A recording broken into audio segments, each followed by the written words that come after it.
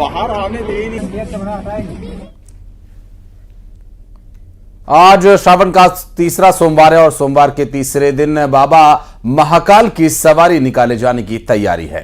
आज बाबा महाकाल नगर भ्रमण के दौरान भक्तों का हाल लेंगे और उन्हें शिव तांडव रूप में दर्शन भी देंगे। तो भक्तों को शिव के दर्शन होंगे और वो भी तांडव स्वरूप जो है शिव जी का देखने को मिलेगा। भ्रमण करेंगे बाबा महाकाल नगर में और साथ ही इस दौरान भक्तों का हाल भी जानेंगे। उज्जैन के राजा एक बार फिर निकलेंगे नगर भ्रमण पर, जिनकी सवारी आज तांडव रूप में निकाली जाएगी। उनका वो तांडव स्वरूप जो अपने नटराज स्वरूप में दिखाई देते हैं, तांडव के एक भंगिमा में, और उस भंगिमा को, उस दृश्य को देखने के लिए उज्जैन के राजा देवादिदेव महादेव महाकाल, कालों के काल महाकाल के दर्शन करने के लिए लोग भारी संख्या में सड़कों पर उमड़ते हैं। जहां से बाबा की सवारी निकलती है, उन रास्तों को पूरी तरह से पवित्र किया जाता है और राज्य पुलिस की घुड़सवार बैंड उनकी अगवानी करते हैं। और बाबा महाकाल जो कि उज्जैन के राजा हैं, देवादिदेव महादेव हैं, कालों के काल महाकाल हैं, आज अपने तांडव स्वरूप में दर्शन देंगे, नगर भ्रमण पर निकलेंगे। और इस शाही सवारी के लिए तैयारियां पूरी कर ली गई हैं उज्जैन नगरी में, जहां भगवान भोलेनाथ आज तांडव स्वरूप में अपने नगर के भ्रमण पर निकलेंगे और इस सवारी की तैयारियां कर ली गई हैं और जल्द ही उसकी तस्वीरें भी आप तक हम पहुंचाएंगे।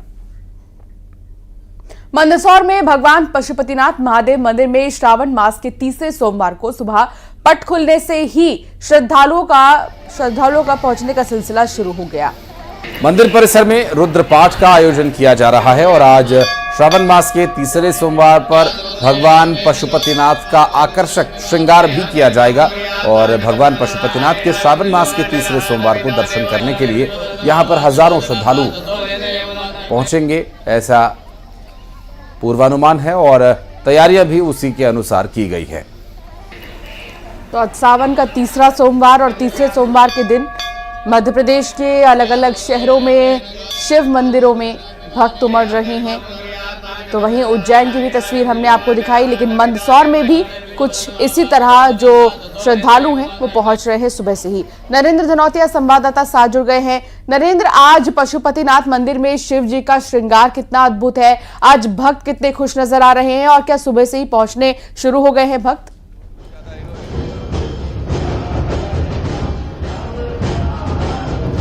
नरेंद्र, आपको आवाज मिल पा रही है? लगता जी नरेंद्र, मैं बहुत सौभाग्यशाली आपको मानता हूं कि श्रावण मास के तीसरे सोमवार पर एक बार फिर पशुपतिनाथ की शरण में पहुंच गए आप।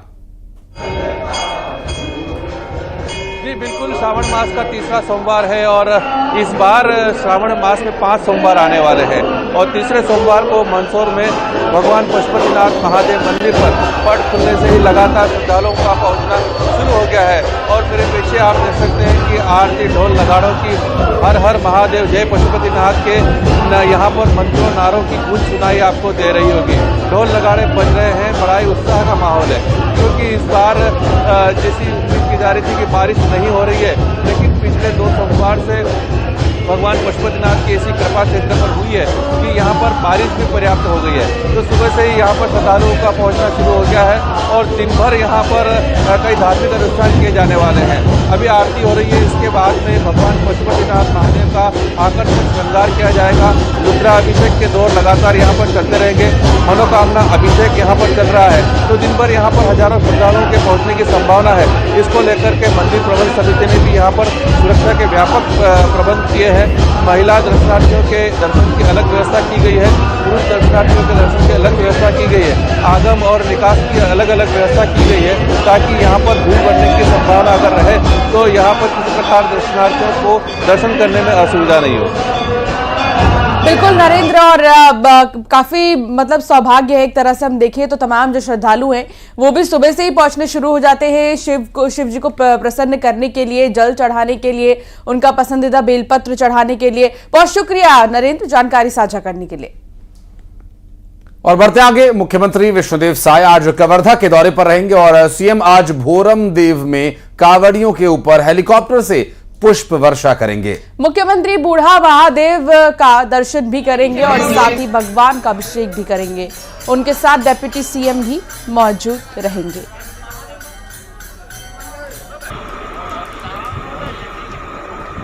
5 अगस्त दिन सावन का सोमवार सुबह 7 बजे हमारे प्रदेश के मुखिया, हमारे नेता माननीय विष्णुदेव साय जी ने निर्णय किया है कि भोरम देव के प्रांगण में जितने भी कांवड़िया होंगे उन पर हेलीकॉप्टर से पुष्प वर्षा करेंगे। उनका यह अभियान कवर्धा में सनातनीय मानबिंदु के अपमान के प्रतिकार स्वरूप है। मैं उनका हृदय से आभार व्यक्त करता हूं और आपसे अपील करता हूं, आपसे निवेदन करता हूं कि कल सुबह दिन सोमवार को 5 अगस्त को आप भी 7 बजे सुबह भोरम देव महाराज के प्रांगण में पहुंचे। बहुत बहुत आभार। राजनांदगांव मेडिकल कॉलेज को 14 नए डॉक्टर्स मिल चुके हैं। स्वास्थ्य सुविधाओं में अब सुधार आएगा। दरअसल अस्पताल में डॉक्टर्स की कमी दूर होने के साथ ही मरीजों को सही समय पर उचित इलाज मुहैया कराया जा सकेगा और स्वास्थ्य सुविधाओं का ये लाभ यहां के आसपास के स्थानीय लोगों को तो मिलेगा ही, साथ ही जो मेडिकल कॉलेज में दूर दराज से यहां इलाज कराने के लिए लोग पहुंचते हैं राजनांदगांव में, उनके लिए भी ये काफी हितकारी लाभकारी होगा और स्वास्थ्य लाभ ले सकेंगे। राजनांदगांव मेडिकल कॉलेज को 14 नए डॉक्टर्स मिल गए। और बढ़ते आगे और अब बात करेंगे मौसम की, जहां मध्य प्रदेश के 13 जिलों में भारी बारिश को लेकर अलर्ट जारी किया गया है। 1.5 महीने में ही सीजन की 63% बारिश। नर्मदा नदी खतरे के निशान से ऊपर बह रही है। इंदौर और उज्जैन, भोपाल में भारी बारिश का अलर्ट जारी किया गया है। वहीं सागर में बारिश को लेकर अलर्ट जारी किया गया, क्योंकि लो प्रेशर एरिया यहां पर मेंटेन हो रहा है। ट्रफ लाइन और साइक्लोनिक सर्कुलेशन के कॉम्बिनेशन की चलते ही यहां मध्य प्रदेश में ये संयोग बन रहा है कि भारी बारिश यहां पर अभी जारी रहेगी और इसके लिए 13 जिलों में अलर्ट भी जारी कर दिया गया है। और मौसम विभाग का पूर्वानुमान ये कहता है कि अभी आने वाले कुछ और दिन इसी तरह से तरबतर रहेंगे।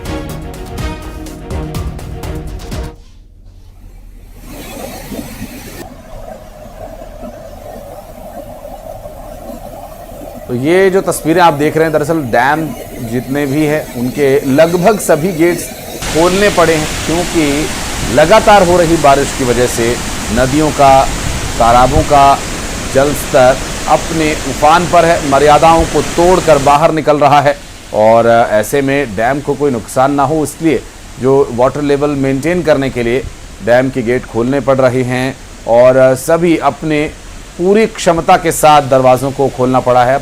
आने वाले समय में ये कुछ और दिन तक इसी तरह से जारी रहने की संभावना है। वासु हमारे सहयोगी इस वक्त जुड़ गए हमारे साथ, बात करेंगे उनसे।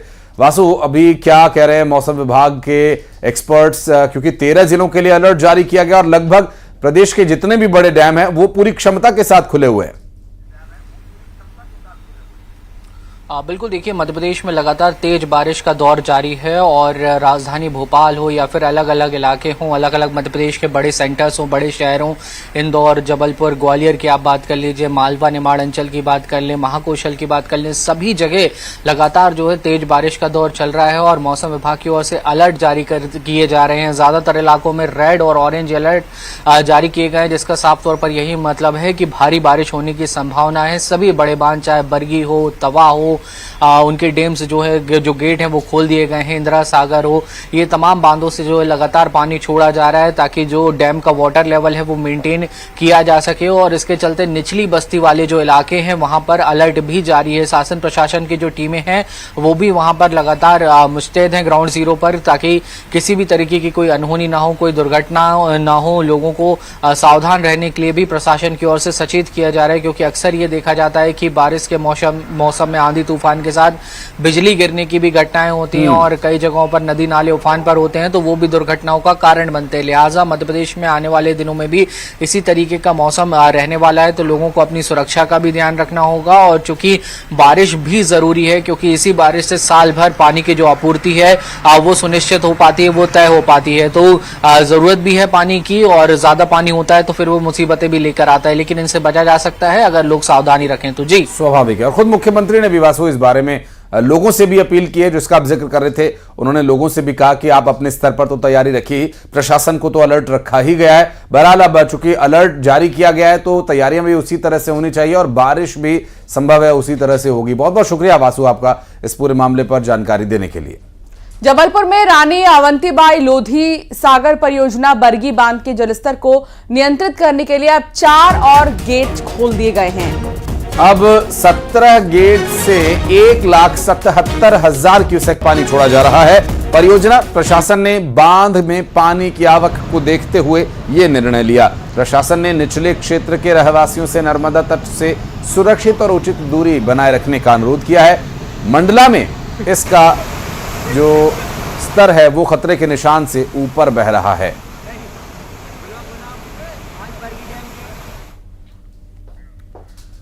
और बढ़ते आगे, निवाड़ी में माता टीला डैम से पानी छोड़ा जा रहा है और करीब करीब 2,20,000 क्यूसेक पानी यहां से अब तक छोड़ा जा चुका है। ओरछा के आसपास के कई इलाकों में अलर्ट जारी किया गया है। देर रात तक नदी का जलस्तर बढ़ने की भी संभावना जताई जा रही है। निवाड़ी में माता टीला डैम से पानी छोड़ा गया है और लगभग 2,20,000 क्यूसेक पानी छोड़ा गया है। ओरछा के आसपास के कई इलाकों में अलर्ट भी जारी कर दिया गया है। बैतूल में लगातार हो रही बारिश से नदियां उफान पर हैं। जिले की विद्युत नगरी सारनी में तवा नदी पर बने सतपुड़ा डैम के 7 गेट 5-5 फीट तक खोल दिए गए हैं। साथ ही डैम से हर सेकंड 27,225 क्यूसेक पानी छोड़ा जा रहा है और डैम से भारी मात्रा में पानी छोड़े जाने से निचले इलाकों में कई पुल और रपटे इसकी जद में आ गए हैं और पूरी तरह से जलमग्न हो गए हैं। सारनी और घोड़ा डोंगरी से दर्जनों गांवों को जोड़ने वाला नांदिया घाट पर बाढ़ होने की वजह से गांवों से सीधा संपर्क जो है वो टूट चुका है। जिला प्रशासन और पुलिस लगातार लोगों को बाढ़ग्रस्त इलाकों से दूर रहने और किसी भी तरह का रिस्क न लेने की हिदायत दे रही है।